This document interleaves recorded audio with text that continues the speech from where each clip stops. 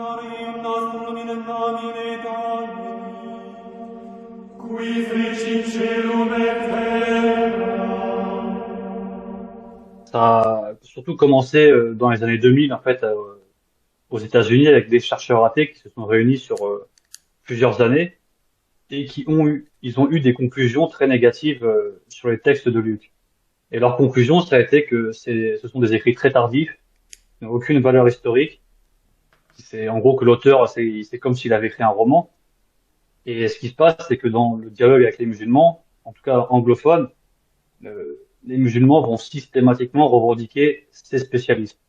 Donc, ce qu'ils ont fait, eux, ça s'appelle le séminaire sur les actes, et c'est leur groupe, en fait, d'études, et ça va être tout le temps revendiqué par les musulmans. Et ça commence, en fait, à venir dans le monde francophone, où, moi, j'ai pu remarquer sur Discord que ça commence à dire que, bah, par exemple, les actes des apôtres n'ont aucune valeur historique. Et moi, mon objectif, c'est justement de présenter le point de vue inverse pour contrer ces arguments. Donc, le premier point que je vais aborder, d'abord, ça va être l'identité de l'auteur. Et pour ça, on a plusieurs sources. On va avoir les sources manuscrites, à savoir que tous les manuscrits qu'on possède, qui sont quand même assez complets, vont mentionner le nom de Luc. Donc, je vous ai affiché à l'écran des papyrus et des codex, donc qui sont les plus anciens qu'on a, qui vont tous contenir le nom de Luc. Par exemple, en haut, vous avez le papyrus 75, et on voit qu'il est écrit Cata Lucam, donc selon Luc. Ça va être pareil pour les codex, le Sinaiticus, le Vaticanus, et tous les autres que je cite à l'écran ont le titre. Et même en dessous, je vais citer d'autres références, ça va être les textes latins ou d'autres langues, ont tous le nom Luc. Et ça, c'est important parce que les musulmans vont souvent vous dire que l'évangile de Luc est anonyme, que le nom de Luc a été ajouté plus tardivement. Mais le problème, c'est qu'ils ne pourront pas vous montrer un codex qui n'a pas le nom de Luc, puisque tous les textes qu'on a, d'un point de vue textuel, ont le nom de Luc. Alors, la formulation, des fois, va différer. On va avoir évangile selon Luc ou juste selon Luc. Mais en fait, on n'a pas de texte anonyme pour soutenir leur point de vue. Puisque nous, on a effectivement, d'un point de vue textuel, beaucoup de données qui vont confirmer que c'est bien Luc qui a écrit. Alors, il ne faut pas confondre deux choses, c'est que là, on parle d'un texte anonyme et pas pseudonyme. Si moi, par exemple, j'écris une lettre anonyme, c'est une lettre qui n'a pas de nom. Par contre, une lettre qui va être pseudonyme, c'est on va mettre le nom de quelqu'un d'autre. Donc, il faut premièrement déterminer si le texte est anonyme. Donc, moi, je pense qu'avec toutes les preuves qu'on a, il n'est pas anonyme. Mais après, il faut savoir qui est ce Luc. Et c'est là, en fait, qu'on a besoin de la tradition. Et on a, par exemple, Irénée de Lyon, Clément d'Alexandrie et le fragment de Muratori, qui sont tous à peu près de la même période, donc vers 200, qui vont attribuer l'évangile de Luc et les actes à la même personne. Et cette personne, c'est le Luc qui est mentionné dans le Nouveau Testament, notamment dans les lettres de Paul, soit Colossiens, de Timothée et Philémon, où il est question d'un Luc. Et tous ces auteurs sont d'accord pour dire que c'est lui qui a écrit ces textes. Et ce qui est intéressant de ces auteurs, c'est qu'ils viennent tous d'un point de vue géographique de lieux éloignés. On a Irénée que j'ai affiché à l'écran qui est à gauche, donc il écrit depuis la Gaule. On a le fragment Muratori qui est écrit à Rome et Clément d'Alexandrie qui vient d'Égypte. Et à la même période, en fait, ils ont tous des traditions qui vont dans le même sens. Et ces mêmes auteurs, que ce soit Irénée et Clément, ils insistent aussi dans leur écrit de l'importance de ce qui a été transmis. Par exemple, Irénée va nous parler de ce qu'ont transmis les apôtres.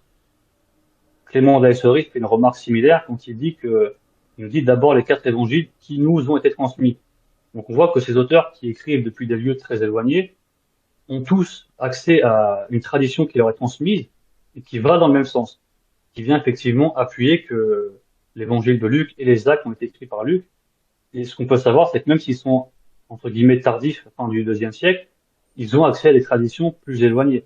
Puisque pour que ces trois sources aillent dans le même sens, d'un point de vue aussi géographiquement éloigné, c'est qu'effectivement, il y a des traditions plus anciennes qui sont reçues.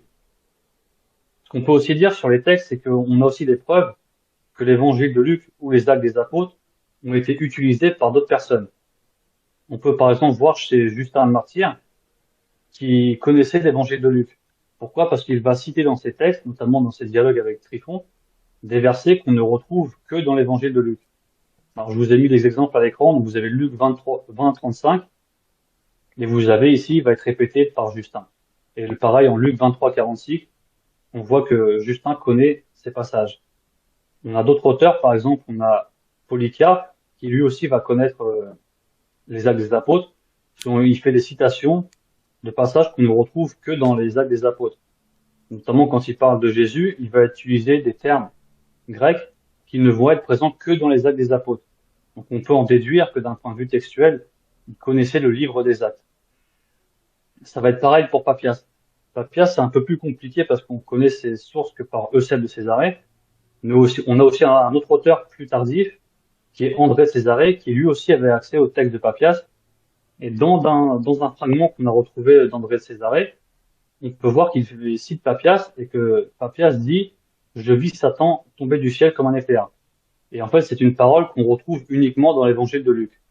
Donc on peut en déduire qu'aussi Papias devait très certainement connaître l'évangile de Luc. On a d'autres auteurs, par exemple, on peut avoir Ignace d'Antioche, qui va aussi montrer une comment dire, le fait qu'il connaît en fait les actes des apôtres. Pourquoi? Parce qu'il veut utiliser des termes pour parler de la résurrection de Jésus. Il nous dit qu'il a mangé et bu, et les termes grecs qu'il va utiliser ne vont être utilisés que dans les actes des apôtres pour parler de Jésus. Donc d'un point de vue textuel, on peut aussi voir que ces informations, il va les puiser dans les actes. On a aussi Clément de Rome, qui va nous montrer une connaissance des actes des apôtres. Pourquoi? Parce qu'il nous fait une citation quasiment textuelle d'un passage des actes. Donc, je vous ai affiché à l'écran ici le verset en grec de l'épître de Clément, et en bas le verset des actes. Donc en fait, il a repris ici les deux phrases qu'il va citer dans son œuvre. Donc on peut en déduire qu'il connaissait effectivement les actes des apôtres.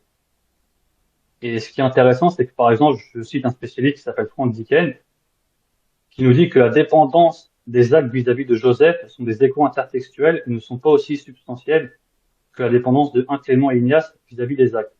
Pourquoi? Parce qu'il y a des spécialistes qui vont dire que Luc a repris Flavius Joseph, qui est écrit à la fin du 1er siècle, et lui, il contre ça en fait en disant que non, que c'est pas des échos textuels, mais par contre on peut retrouver des échos textuels chez Clément et chez Ignace. Et on a un dernier exemple, c'est Saint Paul en fait. Alors ça c'est un verset qui est pas souvent mis en avant par les chrétiens contre les musulmans, mais c'est intéressant. C'est qu'en 1 Timothée, Saint Paul en fait va citer un passage de l'Écriture, deux passages. Il va citer un verset de la Torah, donc que vous avez ici à l'écran, et ensuite il cite la parole «l'ouvrier a droit à son salaire».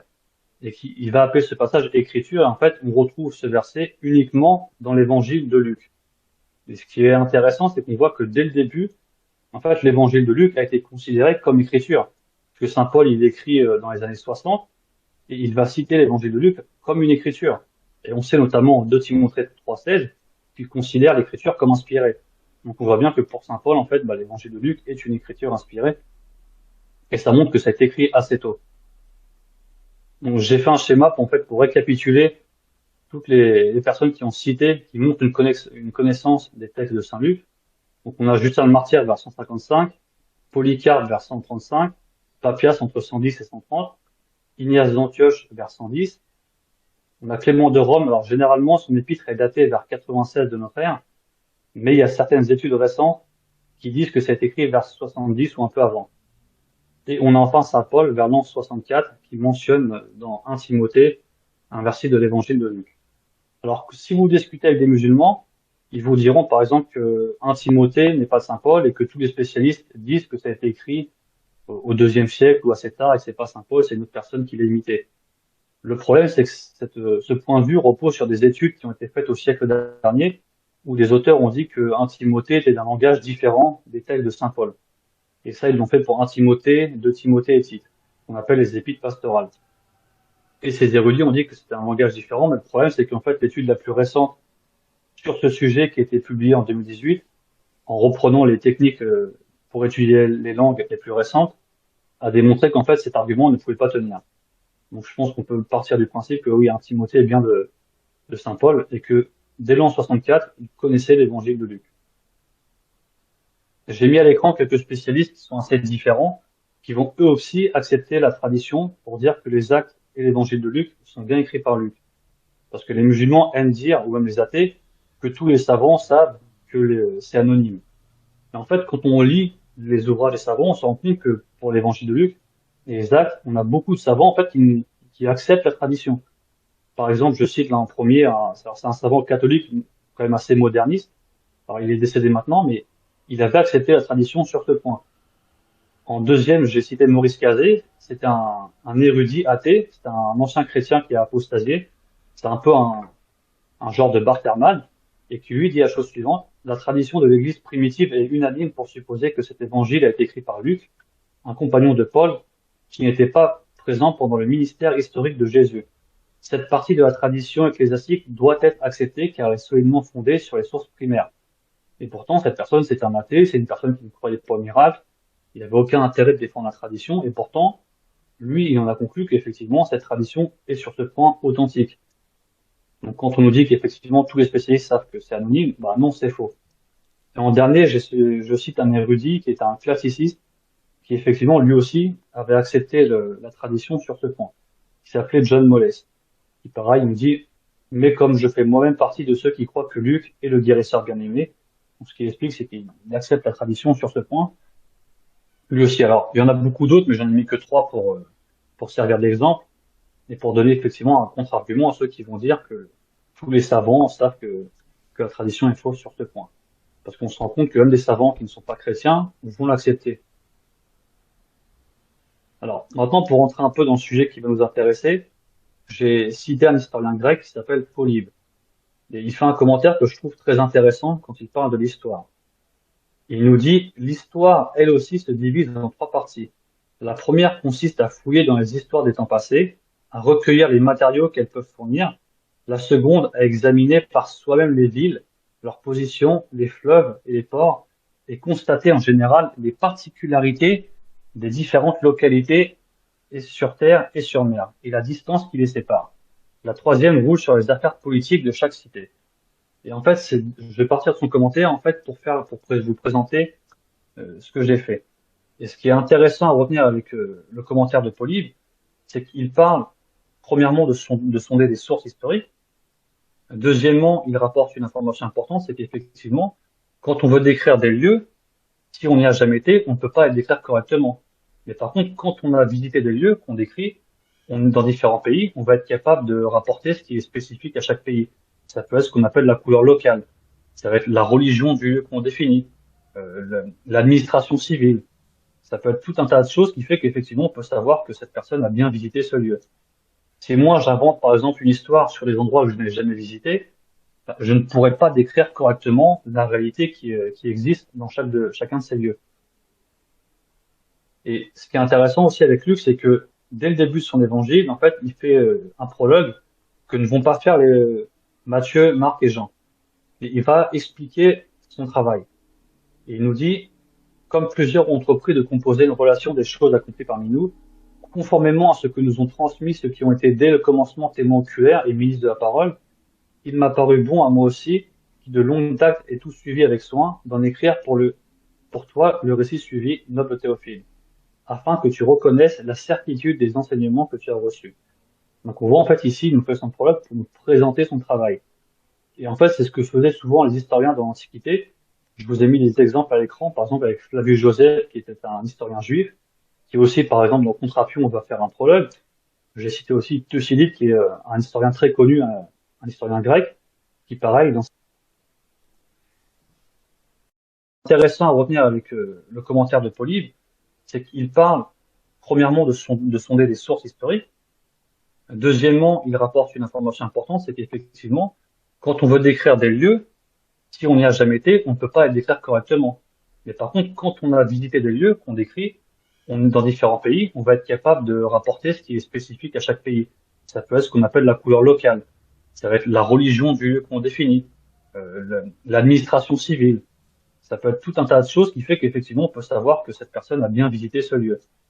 Si moi, j'invente par exemple une histoire sur les endroits que je n'ai jamais visités, bah, je ne pourrais pas décrire correctement la réalité qui existe dans chacun de ces lieux. Et ce qui est intéressant aussi avec Luc, c'est que dès le début de son évangile, en fait, il fait un prologue que ne vont pas faire les Matthieu, Marc et Jean. Et il va expliquer son travail. Et il nous dit: comme plusieurs ont entrepris de composer une relation des choses accomplies parmi nous, conformément à ce que nous ont transmis ceux qui ont été dès le commencement témoins oculaires et ministres de la parole, il m'a paru bon à moi aussi, qui de longue date ai tout suivi avec soin, d'en écrire pour toi le récit suivi, noble Théophile, afin que tu reconnaisses la certitude des enseignements que tu as reçus. Donc on voit en fait ici, il nous fait son prologue pour nous présenter son travail. Et en fait, c'est ce que faisaient souvent les historiens dans l'Antiquité. Je vous ai mis des exemples à l'écran, par exemple avec Flavius Joseph, qui était un historien juif, qui aussi, par exemple, dans Contrapion, on va faire un prologue.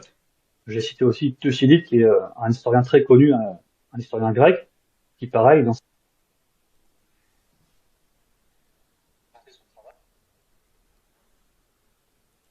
lorsqu'il commence son ouvrage, va expliquer son projet. Donc on voit qu'en fait, une volonté de Saint-Luc d'enraciner son récit dans l'histoire et de présenter des choses qui se sont réellement accomplies.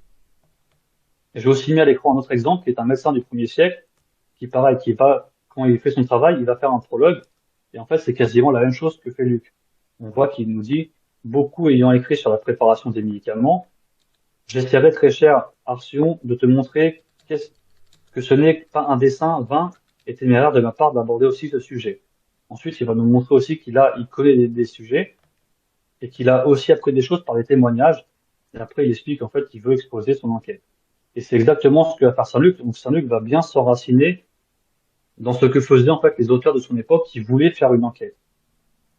Et ce qui est intéressant avec Saint-Luc, c'est qu'il nous dit qu'il a consulté des témoins oculaires et on sait qu'il va accorder une importance à ce sujet, puisque dans les actes, quand il faut remplacer Judas, ce qu'il nous explique, c'est qu'en fait, le critère pour le remplacer, c'était d'être témoin oculaire du ministère de Jésus.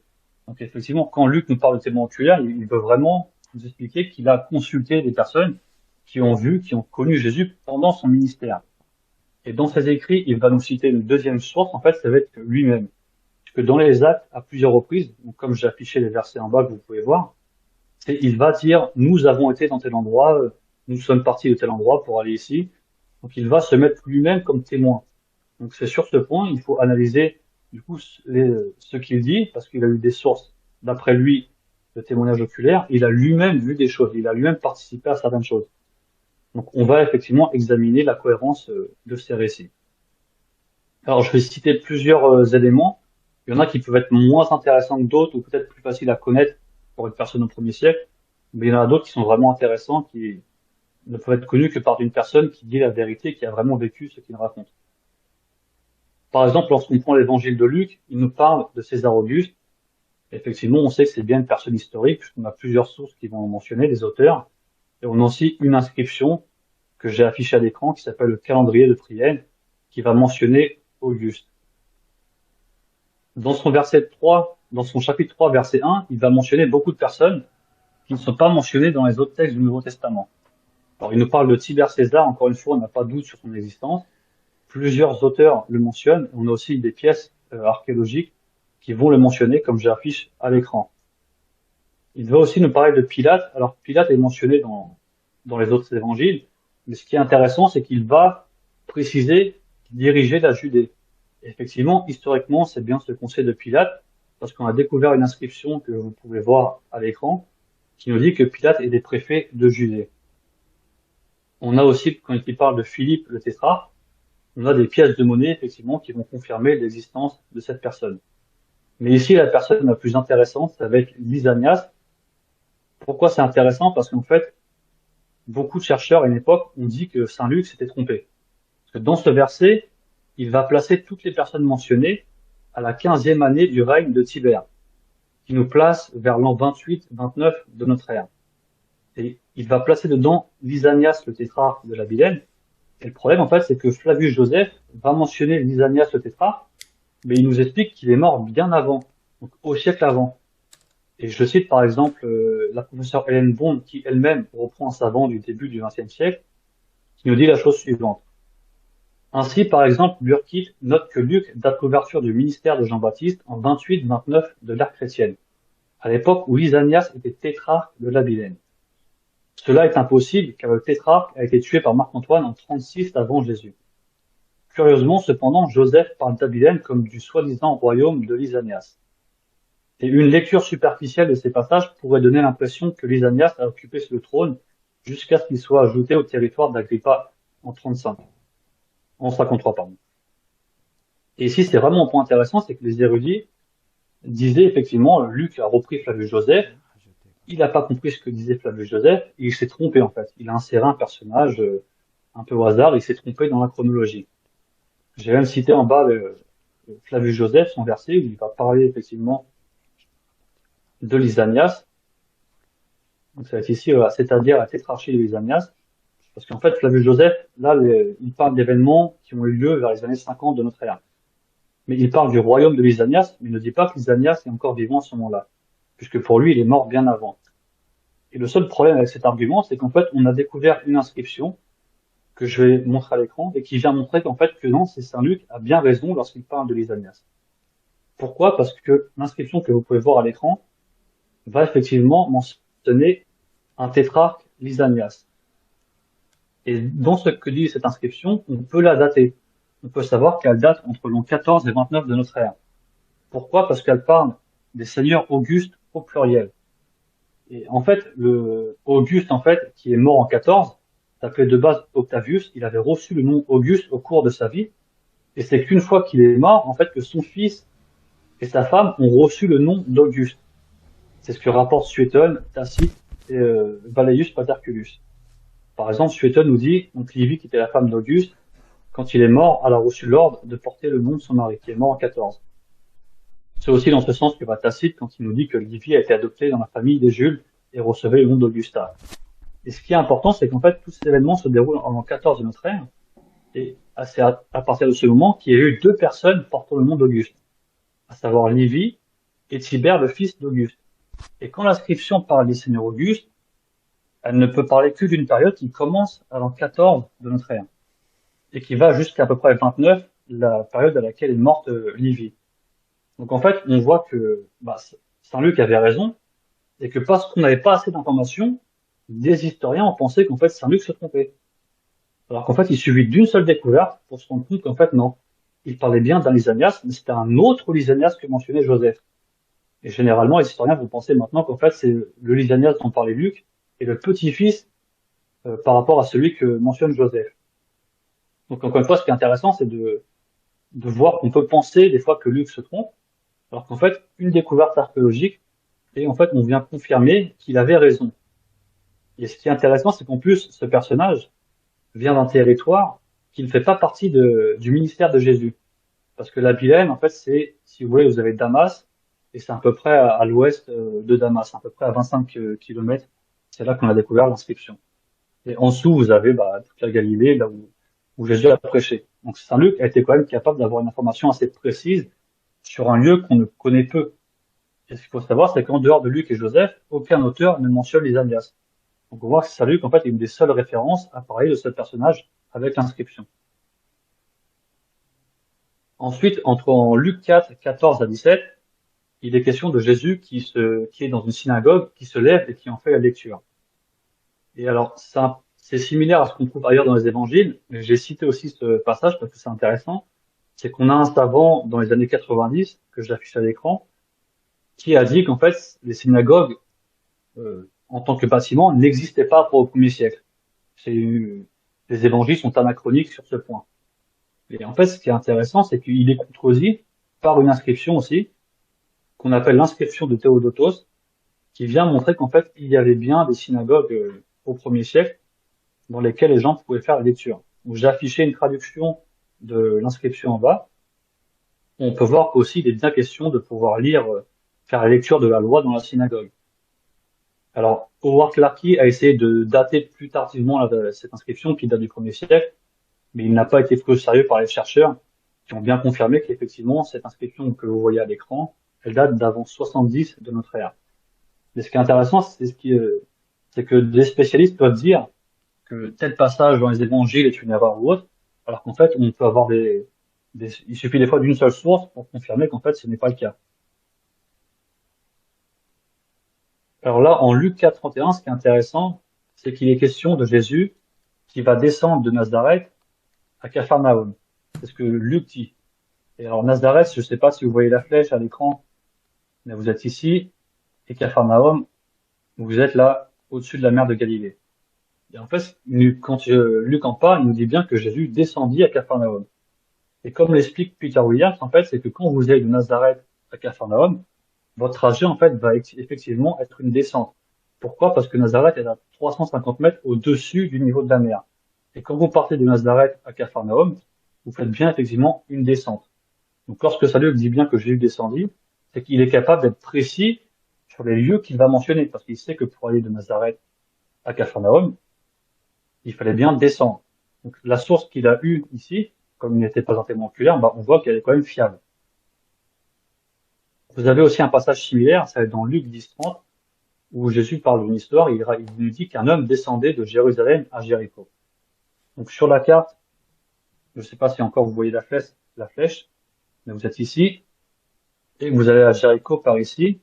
Et encore une fois, quand vous partez de Jérusalem à Jéricho, comme le souligne Williams, c'est effectivement une descente. Pourquoi? Parce que Jéricho est situé à 250 mètres sous le niveau de la mer, et c'est la ville la plus basse. Quand vous faites un voyage de Jérusalem à Jéricho, d'un point de vue physique, hein, vous descendez.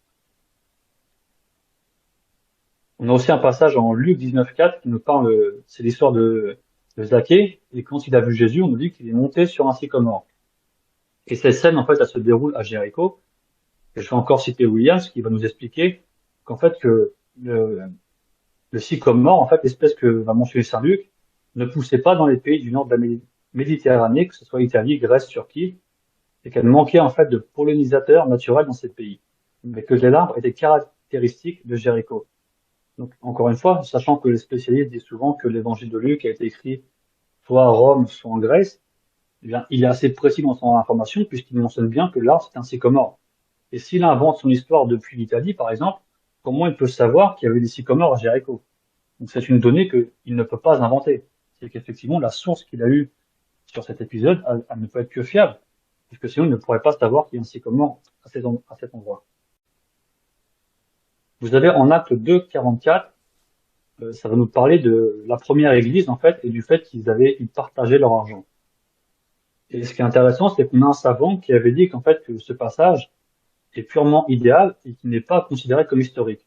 En gros, c'est lui qui va romancer les débuts de l'Église et que c'est pas comprendre d'un point de vue historique. Parce qu'en gros, ce qu'il veut sous-entendre, c'est que ce type de pratique, n'est pas cohérente. Eh bien, c'est réfuté. Pourquoi? Parce qu'on a, parmi les découvertes des manuscrits de Qumran, des versets qui vont mentionner une pratique similaire.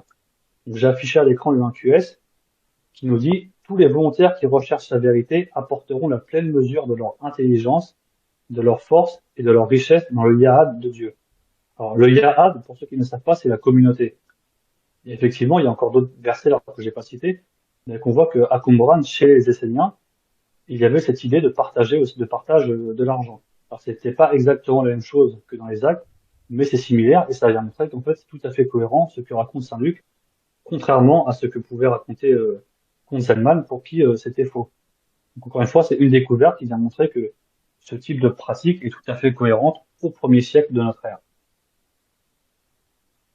En acte 10, on a Saint Luc qui va nous parler du centurion Corneille. Donc je pense que vous connaissez tous le passage avec le centurion qui va être baptisé par l'apôtre Pierre. Et il va nous dire qu'il appartenait à une cohorte qui s'appelle Italique. Et bien, cette cohorte, on a trouvé plusieurs inscriptions qui vont effectivement confirmer qu'il y avait bien une cohorte qui s'appelait Italique. Là, je cite à l'écran le professeur Guy Labarre, qui nous dit « Elle est connue par 6 inscriptions, et la plus ancienne, elle va être datée entre l'an 69 et 70 de notre ère. » Donc effectivement, là, on a des inscriptions, des preuves archéologiques qui viennent confirmer qu'il y a bien une cohorte qui était appelée Italique. En acte 11-28, Saint Luc nous explique qu'il y a eu une grande famille sous Claude. Et ce fait est confirmé par plusieurs historiens comme Tacite, Suétone et Dion Cassius, qui vont tous parler de famine sous Claude. Encore une fois, on a des sources extérieures qui sont des historiens qui vont dire comme Saint Luc, effectivement, à telle période, toute telle personne, il a bien eu des famines. Alors, ce verset-là, il est très intéressant, c'est que il parle d'un faux consul qui s'appelle Sergius Paulus. Et la scène va se dérouler à Chypre. Donc, Chypre, c'est l'île que vous avez ici. C'est de l'entourer avec la flèche, j'espère que vous voyez. Et pourquoi? Parce qu'en fait, on a découvert plusieurs inscriptions qui vont montrer qu'il y avait bien une famille qui avait le nom de Paulus et au même endroit. Par exemple, la scène se déroule à Chypre. Bien, j'affiche à l'écran, par exemple, vous avez une inscription ici, qui est datée de 54 après Jésus, et découverte à Chypre, donc là où Saint Luc place le proconsul, qui va mentionner un proconsul nommé Paulus. Et on a aussi une autre inscription que j'ai mise à l'écran, qui date du 1er siècle, qui a été découverte près d'Antioche de Pisidie, et qui va aussi mentionner le nom Sergius Paulus. Et alors, il y a encore d'autres inscriptions qui viennent confirmer ça. J'en ai mis que deux, mais je pense que c'est suffisant pour montrer qu'effectivement, c'est ce que raconte Saint-Luc, c'est effectivement très probable qu'il mentionne la bonne famille et au bon endroit, parce qu'il place sa scène à Chypre. Et c'est là où on a découvert une des inscriptions. Alors, en acte 14, c'est le passage où Paul va être, avec Barnabé, vont être appelés Zeus et Hermès. Et ces passages, ça se déroule à Lys. Et ce qui est très intéressant, c'est qu'en fait, on sait aujourd'hui que les Zeus et Hermès faisaient partie, en fait, des coutumes pas des religions plutôt, qui étaient connues chez les habitants de Lys. Par exemple, le professeur Greg Kinner nous dit: les vestiges de l'Isthre comprennent également un relief reliant Hermès à l'aigle de Zeus. Bien que la paire apparaisse ensemble dans toute l'Asie mineure, la concentration des preuves dans la région de l'Isthre est très suggestive et correspond à la description de Luc. Donc en fait, on voit qu'en fait ici Luc parle d'un épisode que les habitants ont pris Paul et Barnabé pour Zeus et Hermès.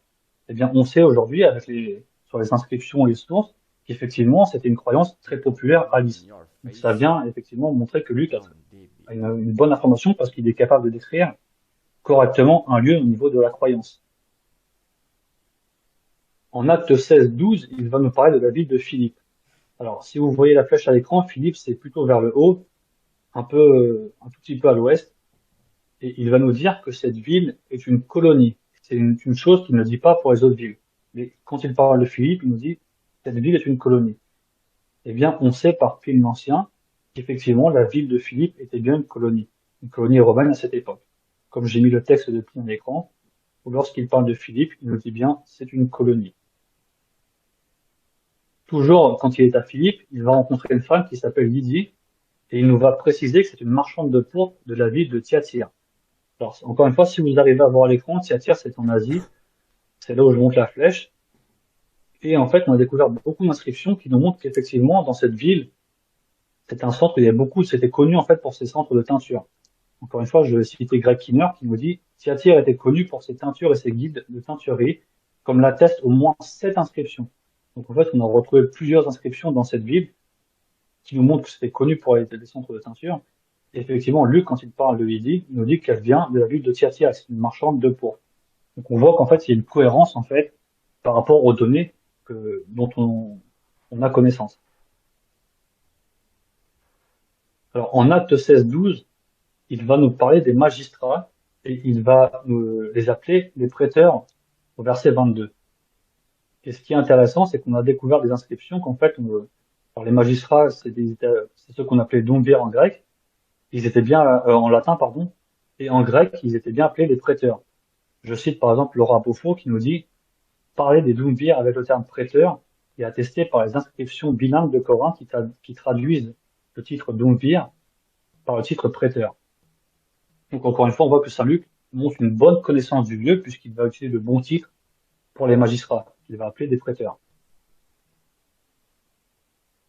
Alors, en acte 17-6, là on est à Thessalonique, donc vous êtes un peu à l'ouest de la ville de Philippe, et Luc va mentionner la présence de Polycarpe. Donc encore une fois, il s'agit de l'administration civile ou militaire, et il va nous dire qu'ici c'est des Polycarpes qu'il y avait. Et ce qui est intéressant, c'est que ce terme Polycarpe n'est utilisé par aucun historien contemporain de Saint-Luc, que ce soit Tacite, Joseph, Suétone, ou que ce soit les géographes comme Strabon, comme Pausanias, ne parlent pas de Polycarpe à cette période. Eh bien, on a découvert une inscription à Thessalonique, donc je l'affiche à l'écran, qui effectivement va parler des Polycarpes. Donc encore une fois, ça montre que Saint-Luc a été très précis sur le lieu qu'il a décrit. Parce que s'il inventait son histoire, comment est-ce qu'il pouvait savoir qu'à Thessalonique, il y avait des Polycarpes?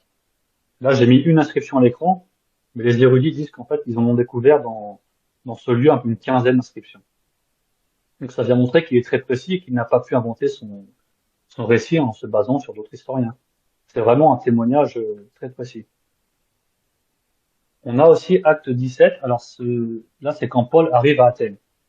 Et ce que nous dit Saint Luc, en fait, c'est qu'ils ont été indignés parce qu'en arrivant sur Athènes, ils ont vu une ville remplie d'idoles. Et ce qui est intéressant, c'est qu'en fait, ce fait est confirmé par un un géographe qui s'appelle Pausanias, qui lui aussi a beaucoup voyagé, et lorsqu'il arrive à Athènes, il en a fait une description. Alors j'ai affiché son texte à l'écran, où il va expliquer qu'effectivement la ville, elle va être remplie d'idoles. Donc c'est exactement ce que dit, ce que rapporte Saint Luc lorsqu'il nous dit que la ville était remplie d'idoles. Donc on a un témoignage qui vient effectivement confirmer ce qu'a vu Saint Luc. Encore une fois, si on invente des faits, comment est-ce qu'on peut savoir que telle ville va être remplie d'idoles? Si on n'a aucune information fiable, on ne peut pas le savoir. Ensuite, il va nous parler du passage, je pense que là aussi vous le connaissez, où Saint Paul va utiliser le Dieu inconnu pour prêcher. Geeks, on va juste faire une Oui. petite pause parce j'ai le retour que ça bug, mais par contre pour moi ça buguait pas du Ah, tout. d'idoles. Donc c'est exactement ce que dit, ce que rapporte Saint Luc lorsqu'il nous dit que la ville était remplie d'idoles. Donc on a un témoignage qui vient effectivement confirmer ce qu'a vu Saint Luc. Encore une fois, si on invente des faits, comment est-ce qu'on peut savoir que telle ville va être remplie d'idoles? Si on n'a aucune information fiable, on ne peut pas le savoir. Ensuite, il va nous parler du passage, je pense que là aussi vous le connaissez, où Saint Paul va utiliser le Dieu inconnu pour prêcher. On va juste faire une Oui. petite pause parce j'ai le retour que ça bug, mais par contre pour moi ça buguait pas du Ah, tout. Nir, essaye de te déconnecter et essaye de revenir. Il y a- Voilà, parce qu'à moi non plus ça buguait pas. Donc essaye de venir, on va relancer et tu nous diras si c'est mieux pour toi ou pas.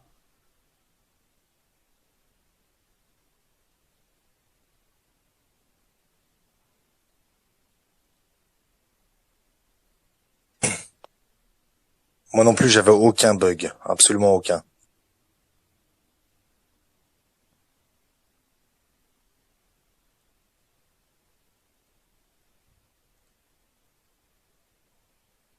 Donc, alors, c'est parti, est-ce Geeks. que Quand tu le vous, veux, tu peux relancer. d'accord, est-ce que les gens m'entendent bien? Même si je parle trop vite, des fois je parle vite, hein, faut pas hésiter à me stopper, hein. Alors, donnez-nous des retours. Est-ce que pour les autres, est-ce que ça allait?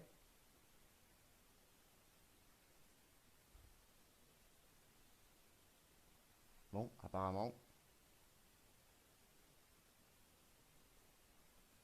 Donc, relance-toi, relance-toi. Apparemment, tout va bien. D'accord. Est-ce que vous voyez la flèche à l'écran quand je bouge? Oui, oui, oui. D'accord, ok, ça marche. Ok, donc je vais reprendre. J'en étais, voilà, à acte 17, 23. Surtout si je parle trop vite, hein, n'hésitez pas à me stopper. Donc en fait, c'est le passage où il est question d'un dieu inconnu, d'un hôtel avec une inscription mentionnée au dieu inconnu. Et encore une fois, en fait, Pausanias, le géographe, va aussi nous rapporter qu'à Athènes, il y avait ce genre d'inscription.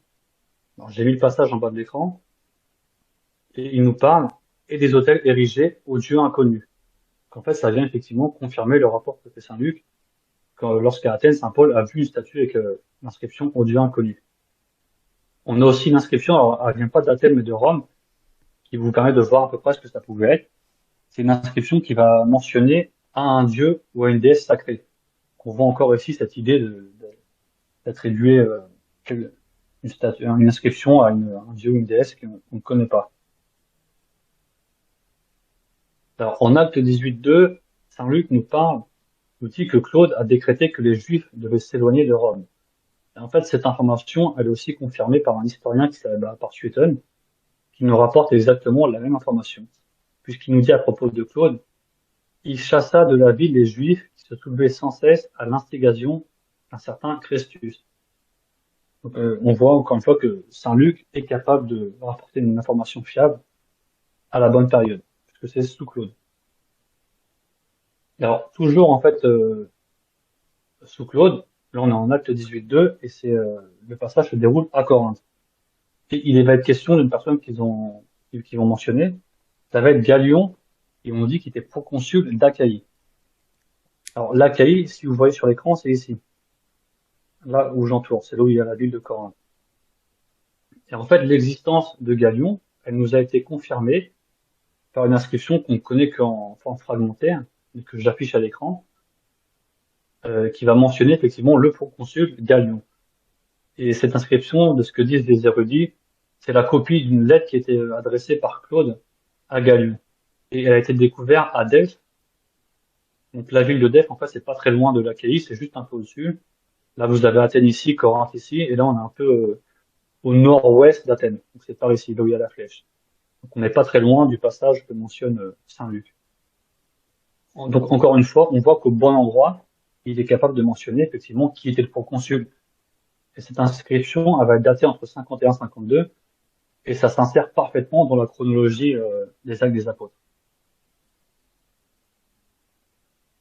Donc ensuite, on est toujours à Corinthe, et ça nous parle du tribunal où va être envoyé Saint Paul. Et encore une fois, c'est cohérent parce qu'on sait qu'il y a bien un tribunal à Corinthe. On en a encore des ruines aujourd'hui, et j'ai mis une photo à l'écran de ce qu'il en reste aujourd'hui. Alors j'ai pas pu avoir l'image précise, mais de ce que j'ai lu, ils disent qu'il y a encore une inscription avec marqué, je crois que c'est le latin rostra, qui veut dire en fait en grec bema, c'est ce dont parle Saint Luc quand il parle du tribunal, il utilise le mot grec bema. Donc encore une fois, ce que je vais me répéter, mais s'il invente ces faits, comment il peut savoir qu'il y avait bien le proconsul Galion à la bonne période, qu'il y avait bien un tribunal à Corinthe? S'il invente, ça va être compliqué de pouvoir le mentionner. Alors là, ensuite, on passe en acte 19 à Éphèse. Et ça va nous parler d'une personne qui s'appelle Démétrius. On nous dit qu'il fabriquait en argent des temples d'Artémis. Et un peu plus loin, on va mentionner le nom d'Artémis. Et Saint Luc va dire la grande déesse Artémis pour en parler. Et en fait, on sait aujourd'hui que la présence du culte d'Artémis était très présente à Éphèse.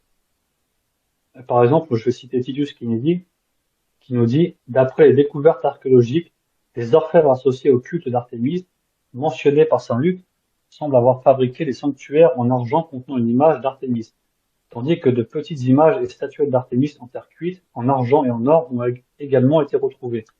On sait qu'à cet endroit, on a retrouvé des statuettes d'Artémis, tout ce genre de choses, ce qui vient effectivement confirmer ce que dit Saint Luc. Et ce qui est intéressant, c'est que même le titre qu'il va utiliser pour décrire Éphèse, quand il dit la grande Artémis, c'est qu'il va utiliser un titre qu'effectivement on a retrouvé sur une inscription. Alors à l'écran, je vous montre des découvertes qui ont été faites à Éphèse, où effectivement on voit bien des statues de la déesse Artémis, qui prouvent bien qu'en fait que lorsqu'il parle d'Éphèse, il va être capable de décrire le culte qui existait là-bas. Par exemple, là vous avez à gauche deux statues d'Artémis, à droite justement c'est une pièce de monnaie avec le temple d'Artémis et Artémis au milieu. Donc c'est à peu près ce genre de temple miniature que devait fabriquer Démétrius. Et en bas une inscription qui mentionne Artémis. Alors ici, j'ai pas réussi à trouver l'inscription, une photo de l'inscription où il est question de la grande déesse Artémis, mais effectivement, vous voyez bien que le titre ici, que j'ai souligné en rouge, est le même que va utiliser Saint Luc. Donc quand il va décrire le culte à Éphèse, il est encore une fois très précis dans ce qu'il décrit. Alors ensuite, on est toujours à Éphèse. Cette fois, il va nous parler des Asiates. Encore une fois, pour parler de l'administration, il nous parle des Asiates et il nous dit aussi qu'il y avait un théâtre. Alors il y a deux points dans ce verset intéressants. Donc premièrement, le théâtre, effectivement, aujourd'hui encore, on en a des traces. Que vous pouvez voir à l'écran, j'ai une photo du théâtre d'Éphèse. Et pour les Asiates, on sait qu'aussi la raison. Pourquoi? Parce qu'on a découvert à Milet une inscription mentionnant les Asiates. Et on a aussi le géographe Strabon qui mentionne en Asie la présence des Asiates. Mais encore une fois, c'est très précis ce qu'il raconte parce que s'il invente son récit, comment est-ce qu'il sait qu'à cet endroit, il y a des Asiates? Et on sait même que la présence d'Asiates est confirmée par l'inscription que vous pouvez voir à l'écran. Et elle a été découverte dans la ville de Milet. Alors, vous avez sur la carte, la ville d'Éphèse, et Milet, c'est un peu plus au sud. Si je dis pas de bêtises, on doit être là où il y a la flèche. Donc, vous voyez, géographiquement, c'est pas très éloigné. Encore une fois, on montre qu'il est capable de décrire l'administration avec les bons termes. Alors ensuite, en acte 19-38, il va nous dire qu'il y a des proconsuls. Alors, il y a plusieurs façons de comprendre ce verset, mais premièrement, ce qu'on peut dire, c'est que normalement, il y avait toujours un seul proconsul qui dirigeait. Ça n'a pas existé qu'il y ait plusieurs proconsuls. Donc on ne sait pas très bien pourquoi est-ce qu'il parle de proconsul au pluriel, mais il y a une hypothèse de peut-être même plus qui peut expliquer pourquoi est-ce qu'il parle des proconsuls. au pluriel et pas au singulier. Parce que comme nous le rapporte Tacite, le proconsul, en fait, qui s'appelait Junius Silanus, qui était proconsul d'Asie, donc là, Salut, il mentionne les proconsuls au pluriel, ça se passe en Asie, et Tacite va nous expliquer qu'il a été tué par deux de ses intendants, qui s'est fait assassiner par ordre d'Agrippine, qui a retourné les deux intendants de ce proconsul pour le tuer. Et en fait, le fait qu'il ait été tué, ça peut expliquer qu'en fait, pourquoi Saint Luc mentionne les proconsuls en pluriel, c'est que ces deux assassins que mentionne Tacite, ils ont sûrement dû prendre la place du proconsul le temps qu'un nouveau proconsul vienne pour diriger. Donc ça peut expliquer de manière historique pourquoi Saint Luc mentionne des proconsuls au pluriel. Et c'est peut-être même très certainement la façon dont on doit comprendre. Et ça montre qu'il connaissait très bien la période qu'il mentionne et le lieu. Alors en acte 21-28, en fait, ça se passe dans le temple de Jérusalem. Et en fait, les Juifs vont accuser Saint Paul d'avoir introduit un païen dans le temple. Et effectivement, on sait pourquoi ils le font, parce que c'était interdit de faire entrer un non-juif dans le temple. Et ça nous est confirmé aussi par Flavius Joseph, mais aussi par une inscription qu'on a découverte, qui vient effectivement dire que c'était interdit pour un non-juif d'entrer dans le temple, et que ça pouvait causer la mort. Donc encore une fois, on a une information qui est confirmée par une découverte. Alors pour acte 22-25, c'est peut-être pas le plus impressionnant, mais on peut voir Saint Paul qui va dire que lorsqu'il parle en fait avec la personne, le centurion, il va le dire, vous est-il permis d'appliquer le fouet à un citoyen romain qui n'est même pas condamné? Et ensuite, plus loin, il va dire, là c'est le centurion qui parle, qu'il a acheté son droit de cité. Et en fait, on voit que ça reflète bien la politique romaine. Pourquoi? Parce que on n'avait pas le droit, un Romain ne pouvait pas en fait battre de verge un autre Romain. C'est confirmé notamment par Cicéron, et ça vient expliquer en fait pourquoi Saint Paul va dire au centurion, est-ce que ça t'est permis? Parce qu'il sait très bien qu'en fait, c'est faux, que ce n'est pas permis. Donc ça vient montrer qu'en fait, ce passage est cohérent d'un point de vue politique, au niveau de la politique romaine. Ensuite, en acte 23-24, il nous parle du procurateur Félix, et en 24-10, lorsque Saint Paul parle, il nous dit « Tu es juge de cette nation depuis plusieurs années ». Donc, chronologiquement, ces passages, ça se déroule vers l'an 58 de notre ère.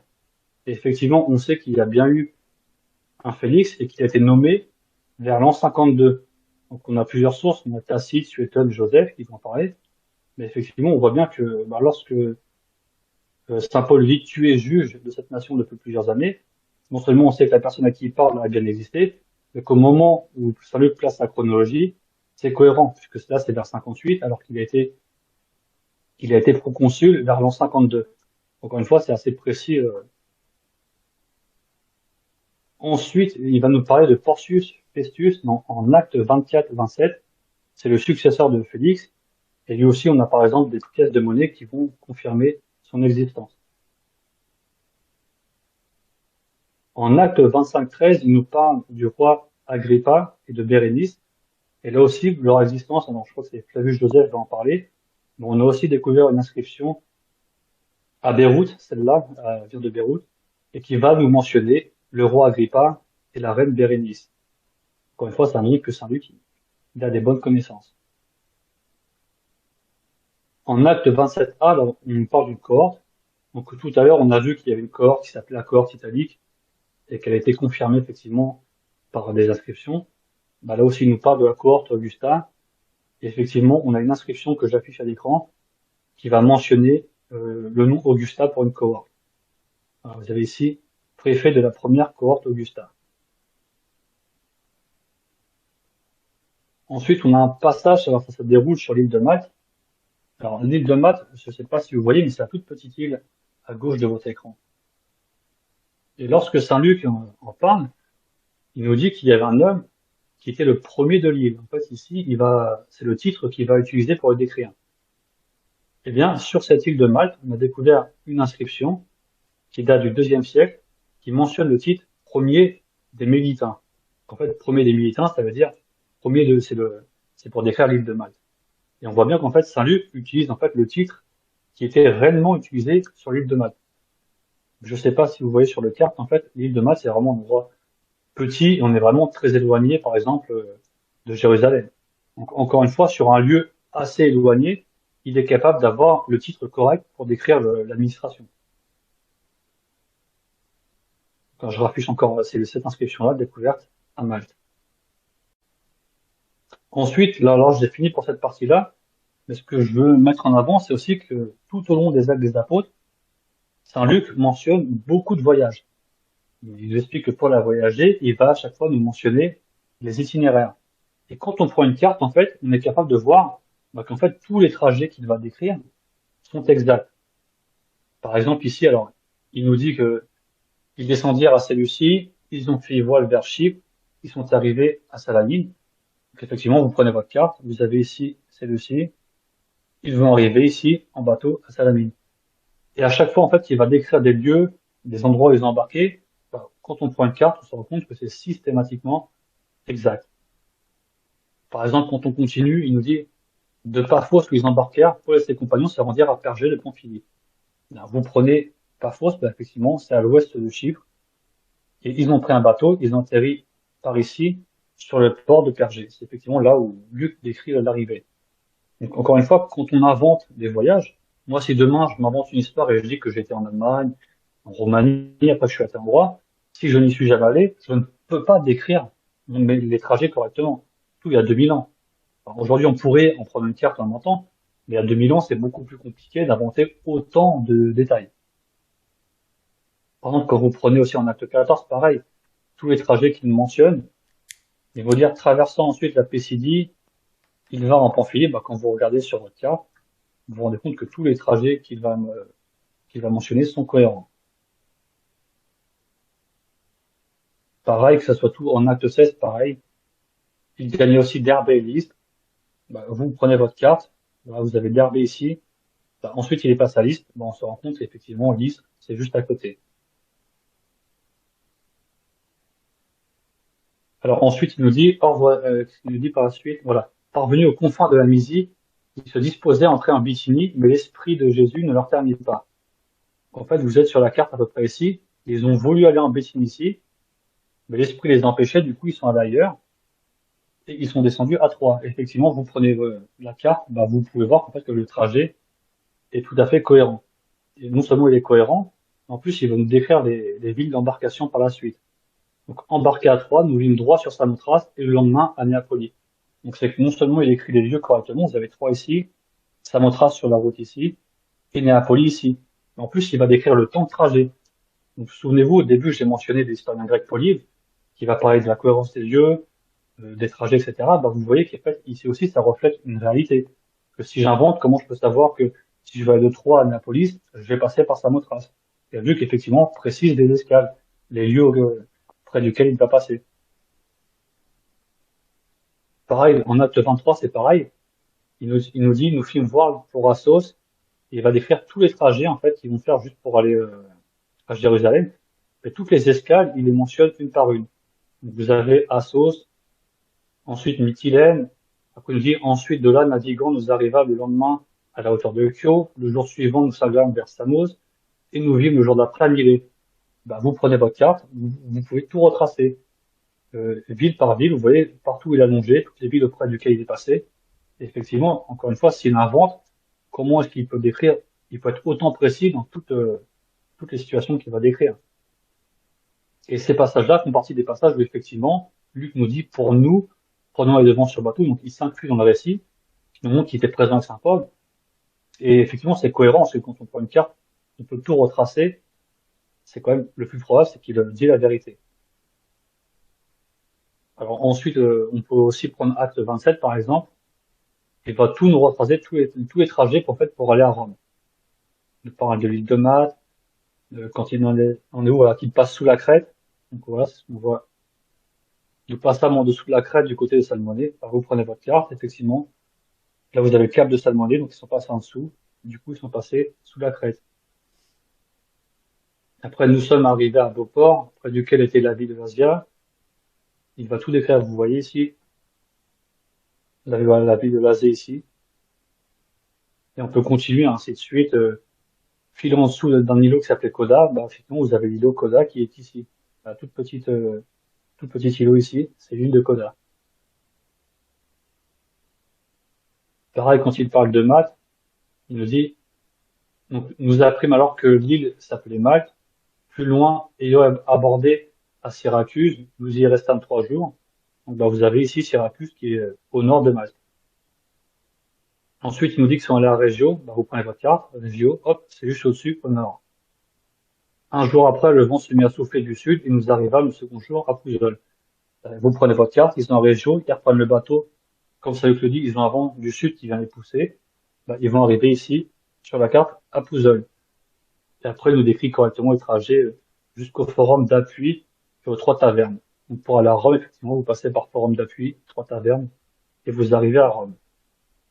Donc, en fait, ce que je veux montrer avec tous ces détails, c'est que un auteur ne peut pas inventer autant de détails s'il écrit dans son coin et qu'il va faire un roman. Ce n'est pas possible. Et c'est ce que disent beaucoup de spécialistes. J'en ai mis 6 à l'écran, par exemple, Kinner qui nous dit, pour obtenir les noms exacts des fonctionnaires d'une époque et d'un lieu particulier, tels que Gallio, Félix et Festus, il faudrait disposer d'informations datant de la bonne époque. Les romanciers ne se sont pas donné la peine de rechercher de tels détails. Puisqu'effectivement, dans des romans, on peut retrouver des détails qui vont être cohérents, mais c'est qu'il y en a tellement chez Saint-Luc, en fait, on voit que même les romanciers vont pas se donner autant de mal en fait à décrire autant de lieux correctement. On a par exemple en dessous, j'ai cité Blomberg, qui dit si Luc a composé une fiction dans un cadre historique aussi élaboré, il était en avance d'1 millénaire et demi sur son temps, de sorte que personne dans son monde n'aurait reconnu ce qu'il faisait. Alors ici, j'ai mis juste un extrait de Blomberg, mais dans son livre, il va vraiment parler en fait des athées que j'ai mentionnés au tout début, donc ceux qui ont fait le séminaire sur les actes.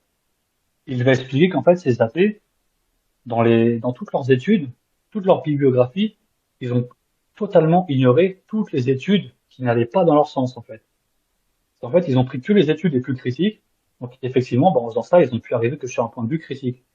Mais moi, tout ce que je vous ai présenté, ce sont des choses qui ont été. Enfin, je me suis basé sur plusieurs ouvrages. Il y a plein d'auteurs qui ont mis ça en avant.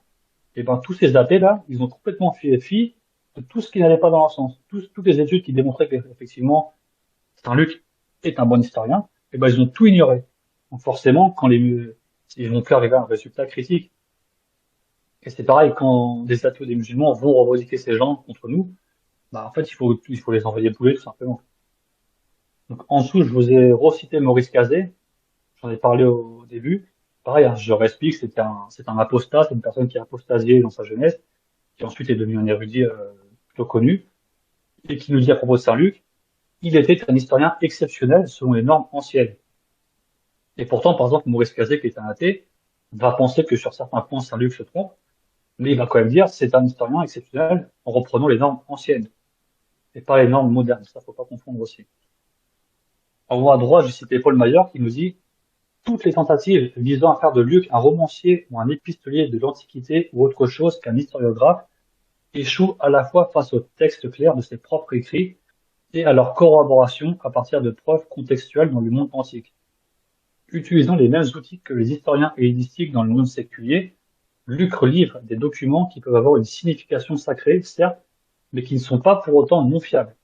On peut le qualifier d'évangéliste, de rédacteur d'évangiles, de missionnaire et de chrétien dévoué, mais il est clair qu'il était aussi un historien hellénistique. Ses qualifications en matière d'historiographie, sa méthodologie, son utilisation des sources, sa tentative d'objectivité, ses capacités littéraires et sa précision ne sont pas seulement parallèles à celles des historiens gréco-romains les plus importants de son époque, mais les dépassent souvent. Donc, comme lui, il va nous dire que, effectivement, même si on pense, on reconnaît, nous, que c'est avant tout un théologien, mais ça n'empêche pas que c'est un bon historien et qui peut être meilleur que ses compères gréco-romains.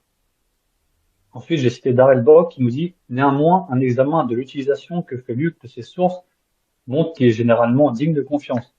Les enquêtes sur cette description des milieux, des coutumes et des lieux révèlent la même sensibilité. Luc est un historien antique de premier ordre et la plupart des bons historiens antiques comprenaient bien leur travail. Et ensuite, le dernier que je cite nous dit Luc est un historien des plus fiables. Donc voilà, là j'ai fini mon PDF, mais tout ce que je veux bien préciser, c'est qu'effectivement, dans ces écrits, on a trop de détails qui sont confirmés par d'autres sources, trop de cohérence au niveau des lieux, pour qu'il ait inventé, en fait. Moi, je pense que, comme le disent les savants que j'ai cités, effectivement, il a bien eu les sources fiables, et qu'il y a bien eu des événements auxquels il a participé et que ça se reflète dans ses écrits. Donc voilà. Domini examinationem, et clamor Deus a te